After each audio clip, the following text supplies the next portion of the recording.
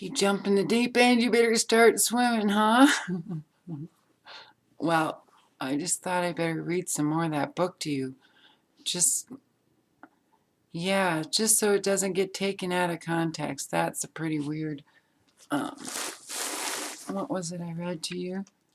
Oh, the dedication, right?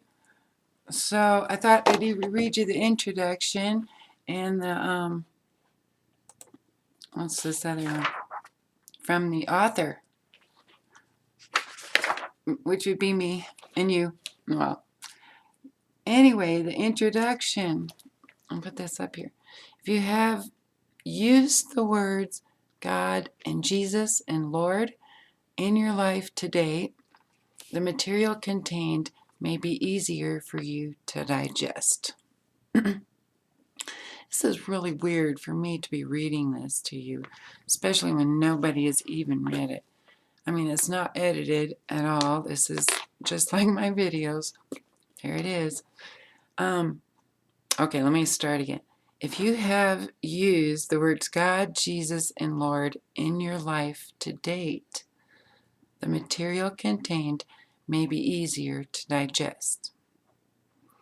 If you've not used the words God, Jesus, and Lord in your life to date, the material contained may be easier for you to digest. If you consider yourself one of the top faiths of the world, atheist included, the material may be easier for you to digest. If you do not consider yourself one of the top 12 faiths of the world, the material may be easier. The material contained may be easier to digest. And then there's a special note. I put it in blue, so I'll just oops. I'll read it to you. It's too hard on the webcam. Special note. Upon initial inspection of this book, you may think it too Bible-y. This piece is not meant to offend, criticize, or in any way go against interpretations of the Holy Bible. What is presented here may be perceived as abstract compared to current interpretation and understanding of Scripture and other ancient texts. So that's the introduction, and then I wanted to read to you from the author. This is like on page 4. Okay. I'll get my hair fixed a little better. From the author. Although I am a living being on planet Earth and I am typing for you in this moment, I am not the author of the book you are about to read. To tell you that you are the author at this point will not make sense to you. But in a way, that's where credit should fall. We will write occasionally incorporating the we and also write from the I perspective, but it all incorporates the us. There have been events transpiring in your life and unexplained occurrences that have led you to begin a journey that you are only minutely aware of on a conscious level. I cannot tell you what has led you to the reading of this book, but I can tell you that you helped write it in our future past. And as you read through the words, you will experience a reawakening of cellular memory that has been dormant for a very long time. As you read, you will slowly remember that you indeed facilitated in the writing of this book. We wrote here for ourselves, the human race, as a message to our great grandchildren. So then goes into the foreword, which I can do that in another clip later. But I was thinking of reading you real quick the bibliography because it's actually pretty short. Well, you'll see.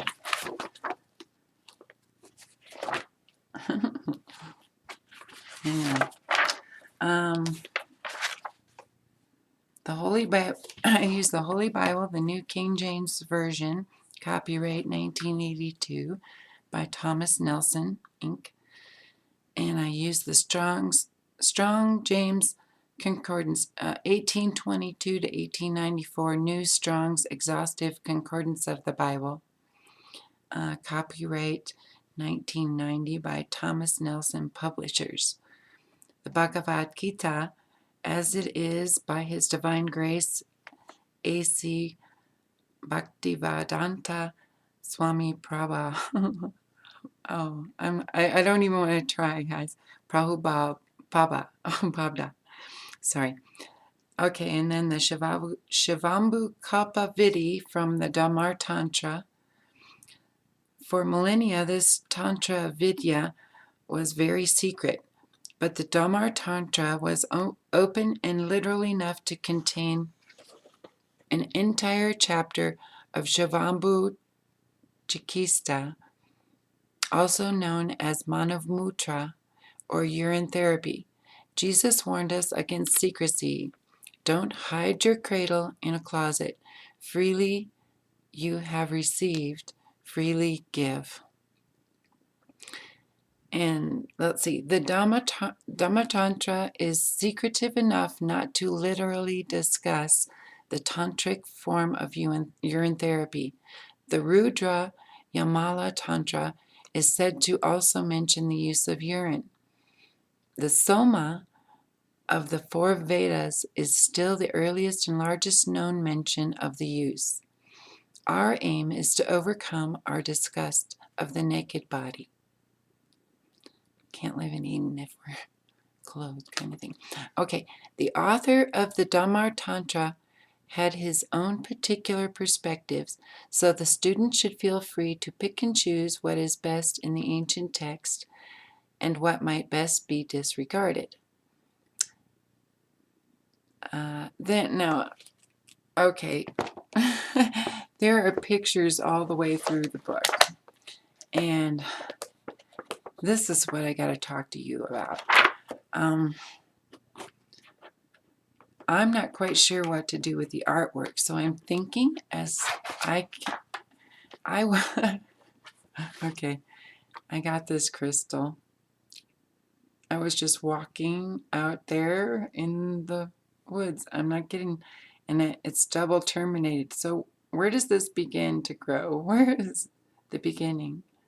And where's the end of a double terminated? Anyway, this is what I found just now when I'm thinking about reading this book to you. So that's why I dove in the deep end, I guess. Anyway, about the pictures. Okay, I have a little doodah on the bottom of this page, asterisk, and it says, pictures included with this manuscript may or may not be contained within this copy. Pictures were chosen in the moment on Google, entering the words being researched along with the word multidimensional, then chosen when we received the goosebump signal, which means I would get covered with goosebumps. And in my years of doing spiritual kinds of things, when I get the goosebumps, it's like right on from the universe, goes right on, yeah, kind of thing. So I would look through these pictures on Google. So then I say, if any of the pictures presented here are yours, thank you from everybody for your contribution to this piece. Okay, well, that's probably why this has sat around for a year and I haven't done a lot with it, because of the pictures. I love the pictures that were picked in the moment. So I'm thinking I could show them to you as we go through and read it, and you guys could come up with the artwork for this book. What do you think? So yeah, and there's pictures. Maybe there are photographs you've taken that would fit right in there, you know, that look real similar to what I have. I love, or if you know a way, maybe I'll just end up having to buy some of these pictures because some of them are just awesome. And some of them are ones we've seen a million times. Anyway, thanks for watching. I am feeling a little nervous, which is odd for me, about reading this book to you. Seriously, I've given it to a few people. It reminds me of my old BFF. We're not talking right now. We go through time not talking right now. It's going on years we haven't talked. So anyway, but yes, it reminds me of him because he wrote a book and didn't get any feedback from anybody anytime, and I kept telling him, have faith, it'll come when it comes. And anyway, reading that book to you makes me think of that, a really, really good book that I can't say right now. I don't know. It could be a bestseller for all I know. I haven't seen it on the shelves yet. But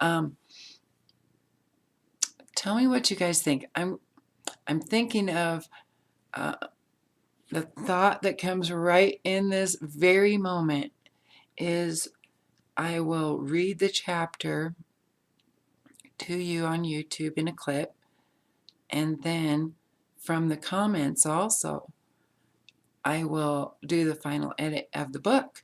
And at the end of the reading, we can do a Kickstarter, or maybe even in the beginning, I could do a Kickstarter to get it off the ground and get some copies made for all of us.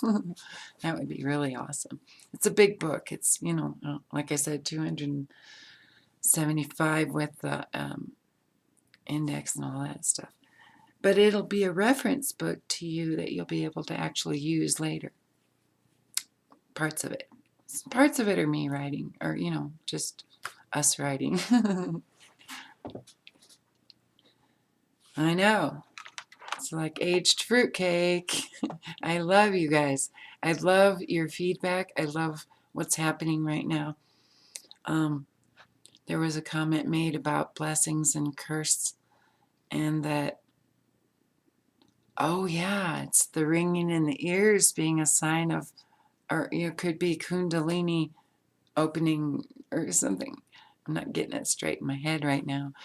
But, you know, there are positive ways of looking at everything, right? So, switch it over. Find a different way to look at it, Care. Okay, I love you guys. Thanks for watching. Thanks for rating. Yep. See ya.